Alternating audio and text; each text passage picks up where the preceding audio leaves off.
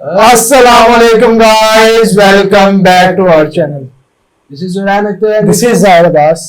तो आज हम एक रिक्वेस्टेड वीडियो और इंडियन रिलीजियस वीडियो लेके आपकी खिदमत में हाजिर हुए हैं और इसकी बहुत ज़्यादा रिक्वेस्ट आ रही थी। हमारे एक दो सब्सक्राइबर ने हमें इंस्टाग्राम पे भी रिक्वेस्ट की, उसके अलावा कमेंट बॉक्सेस में भी रिक्वेस्ट की।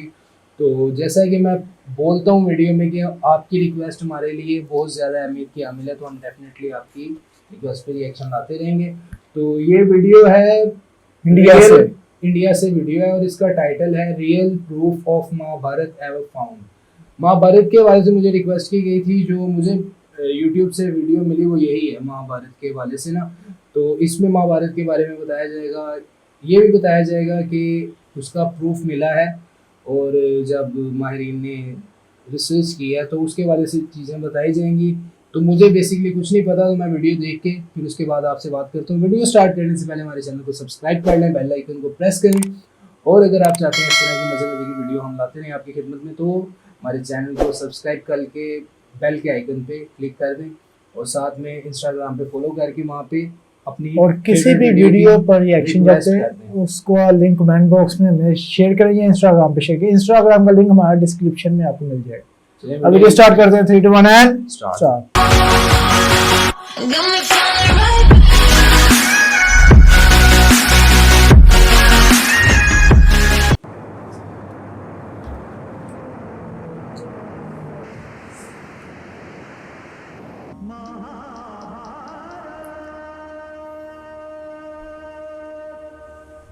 महाभारत दुनिया का सबसे बड़ा महाकाव्य ग्रंथ है, जिसे भारत का सबसे ऐतिहासिक और दार्शनिक ग्रंथ माना जाता है।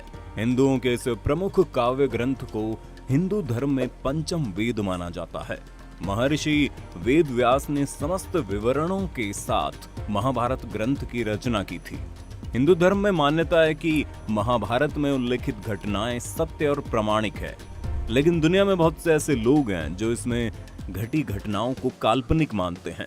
महाभारत सच है या झूठ, ये उलझन अक्सर लोगों के बीच में रहती है, लेकिन आज हम कुछ पुरातात्विक और वैज्ञानिक सबूतों के आधार पर साबित कर देंगे कि महाभारत सच है। तो चलिए फिर जान लेते हैं महाभारत से जुड़े उन सबूतों को। चलिए शुरू करते हैं।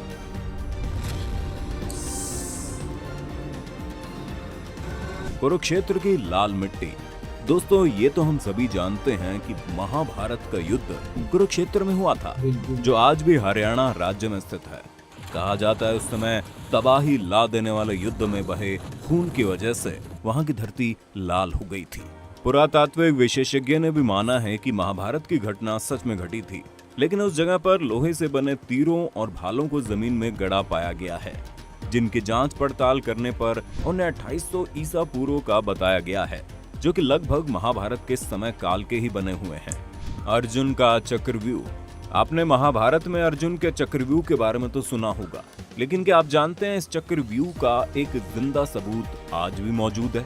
जी हाँ, हिमाचल प्रदेश के हमीरपुर जिले के 16 सिंगी धार के नीचे बसा राजनौण गांव एक ऐतिहासिक स्थल के नाम से मशहूर है। यहाँ पर पांडव अज्ञातवास के दौरान रुके थे।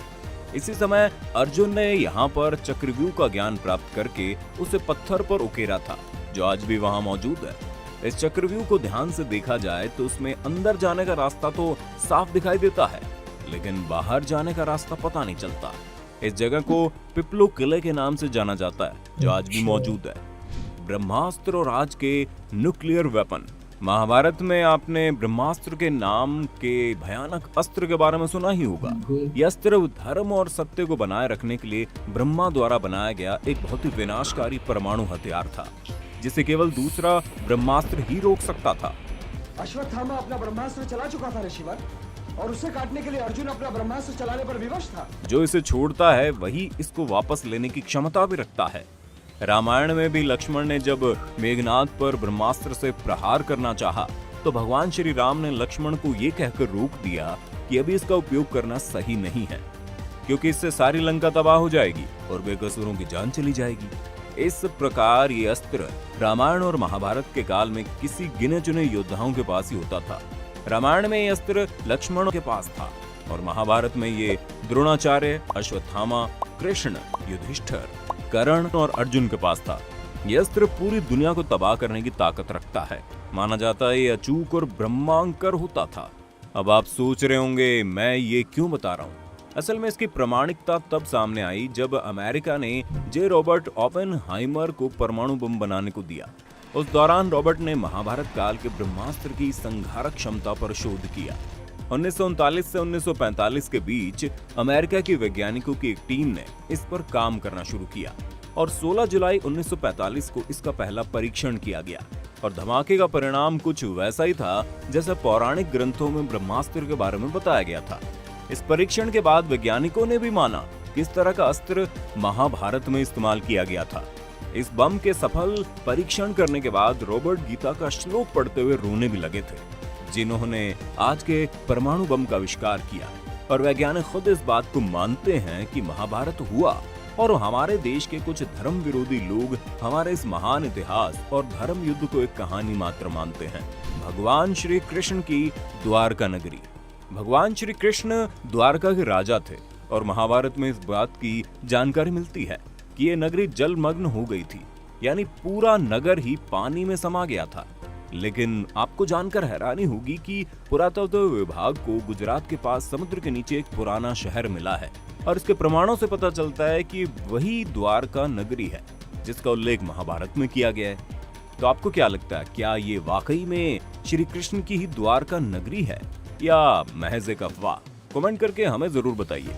केदारनाथ और पशुपतिनाथ मंदिर। पौराणिक कथा के अनुसार जब महाभारत के युद्ध में पांडवों द्वारा अपने रिश्तेदारों का रक्त बहाया गया तब भगवान शिव उनसे बेहद क्रोधित हो गए थे। ऐसे में श्री कृष्ण के कहने पर सभी पांडव भगवान शिव से माफी मांगने के लिए निकल पड़े। गुप्त काशी में पांडवों को देखकर भगवान शिव वहां से विलुप्त होकर एक अन्य स्थान पर चले गए। आज इस स्थान को केदारनाथ के नाम से जाना जाता है। शिव का पीछा करते हुए पांडव केदारनाथ भी पहुंच गए, लेकिन भगवान शिव उनके आने से पहले ही भैंस का रूप लेकर वहां खड़े भैंसों के झुंड में शामिल हो गए। पांडवों ने महादेव को पहचान तो लिया, लेकिन भगवान शिव भैंस के रूप में ही भूमि में समाने लगे। इसी पर भीम ने अपनी ताकत के बल पर भैंस रूपी महादेव को गर्दन से पकड़कर धरती में समाने से रोक दिया। तब भगवान शिव को अपने असल रूप में आना ही पड़ा और फिर उन्होंने पांडवों को क्षमादान दे दिया। लेकिन भगवान शिव का मुख तो बाहर था, लेकिन उनका देह केदारनाथ पहुंच गया था। बता दें कि इसके बाद जहां उनका देह पहुंचा वो स्थान केदारनाथ और उनके मुख वाला स्थान पशुपतिनाथ के नाम से प्रसिद्ध हुआ। ये दोनों मंदिर आज भी वहीं मौजूद है और अगर ये मंदिर हैं तो फिर महाभारत भी हुआ था। लाक्षागृह। महाभारत काल में लाक्षागृह की भी महत्वपूर्ण भूमिका मानी गई है, क्योंकि कौरवों ने पांडवों के लिए लाक्षागृह बनवाया था जिसमें उन्हें जलाने की साजिश रची गई थी, लेकिन सुरंग के माध्यम से पांडव निकलकर बाहर आ गए थे। कहते हैं कि आज भी ये सुरंग उत्तर प्रदेश के बरनावा नामक स्थान पर मौजूद है। महारथी कर्ण का अंग राज्य। कुंती के सबसे बड़े बेटे दानवीर कर्ण अंग देश के राजा थे, जो उनको दुर्योधन द्वारा उपहार स्वरूप भेंट किया गया था। उस समय का अंग देश आज उत्तर प्रदेश के गोंडा जिले के नाम से जाना जाता है। साथ ही जरासंध द्वारा अपने राज्य के कुछ हिस्सों को कर्ण को दिए जाने की बात भी कही जाती है, जो आज बिहार के मुंगेर और भागलपुर जिले के नाम से जाने जाते हैं। इन स्थानों में कितनी सच्चाई है इसका अंदाजा आप इसी बात से लगा सकते हैं कि इन राज्यों का स्थान आज भी वही है जहां कल था और इन्हें चाहकर भी बदला नहीं जा सकता है। गीता। ना किसी के मरने का शोक करो, ना किसी के साथ नाता टूटने का दुख मानो। वैसे भी मेरी माया इतनी प्रबल है अर्जुन कि जिन्हें तू समझता है कि तेरी मृत्यु के बाद शोक करेंगे, सारा जीवन रोते रहेंगे, वो भी असत्य है। मित्र 4 दिन रोता है, भाई 10 दिन रोता है, पत्नी उससे अधिक रोती है, माता सबसे अधिक समय तक रोती है, परंतु सबके आंसू धीरे धीरे सूख जाते हैं और उन आंखों में फिर से नए नए सपनों की रोशनी चमकने लगती है। हिंदू धर्म में प्रमुख ग्रंथ के तौर पर भगवत गीता को देखा जाता है। आपने अगर कभी गीता पढ़ी होगी तो आप ये बात अच्छी तरह से जानते होंगे कि गीता के वचन कोई सामान्य व्यक्ति नहीं लिख सकता है। ये बात तो सभी जानते हैं कि गीता के वचनों को श्री कृष्ण ने महाभारत में अर्जुन को सुनाया था, और अर्जुन थे तो फिर भी पांडव, और पांडव थे तो फिर महाभारत भी हुआ था। दोस्तों, वैज्ञानिक खुद इस बात को मानते हैं कि महाभारत हुआ और हमारे देश के कुछ धर्म विरोधी लोग हमारे इस महान इतिहास और धर्म ग्रंथ को एक कहानी मात्र मानते हैं। ये सबूत उन तमाम लोगों के लिए हैं जो इसे महज एक कहानी मानते हैं। आपको क्या लगता है, ये कहानी है या हकीकत? हमें कमेंट में बताइए। अगर आज की ये वीडियो आपको पसंद आई हो तो इसे लाइक करने के साथ साथ अपने दोस्तों और रिश्तेदारों के साथ शेयर जरूर कर दें। अगर आप ये वीडियो YouTube पर देख रहे हैं तो चैनल को सब्सक्राइब करके बेल आइकन दबा दें, और अगर Facebook पर आप ये वीडियो देख रहे हैं तो Facebook पेज को जल्दी से लाइक करें। फिलहाल के लिए इतना ही। अभी के लिए हमें दीजिए इजाजत। आपसे मुलाकात होगी अगले वीडियो में। शुक्रिया। तो कैसी लगी भाई आपको ये वीडियो? मेरा मानना ये है कि अगर आप किसी रिलीजन से बिलोंग करते हैं तो बेसिकली उस रिलीजन की जो भी चीज़ें हैं, जो भी ऑथेंटिक चीज़ें हैं, उनको मानना चाहिए। जैसे कि वीडियो में बताया गया कि कुछ लोग हिंदू होने के बावजूद इस स्टोरी को, मतलब महाभारत को नहीं मानते नहीं है, महाभारत को इमेजिनेशन समझते हैं। बेसिकली ये चीज़ें जो हैं ये फिजिकली एग्जिस्ट करती हैं, ये चीज़ें हुई हैं और इस वीडियो में इन्होंने प्रूफ के साथ साबित किया।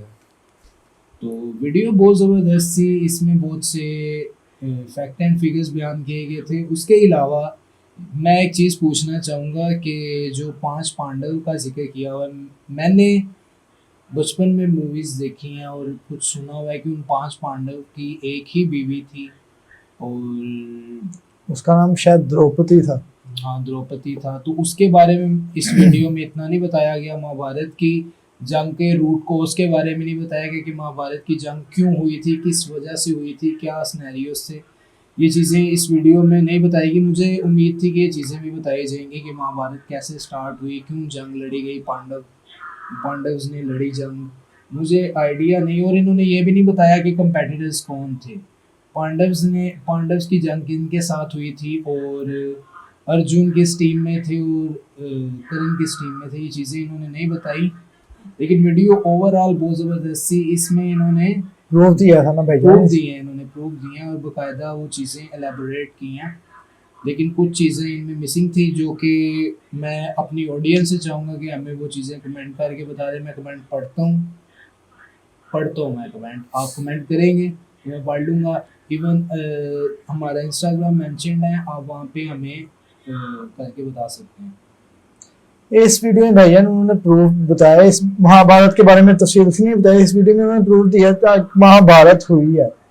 प्रूफ दिया उन्होंने बताया कि जो लोग नहीं मानते उन्होंने प्रूफ दिया है कि इस वीडियो में महाभारत हुई है, इंडिया में हुई है, महाभारत की जंग हुई है। और वो जगह के बारे में बताया और वहाँ पे जो साइंटिस्ट गए हैं जिन्होंने मुख्तलिफ एक्सपेरिमेंट्स किए हैं उनको भी ट्रेसेस मिले हैं कि इस जगह पे एक बहुत ही खतरनाक किस्म की जंग और इंडियन लैंग्वेज में बोले युद्ध हुआ है।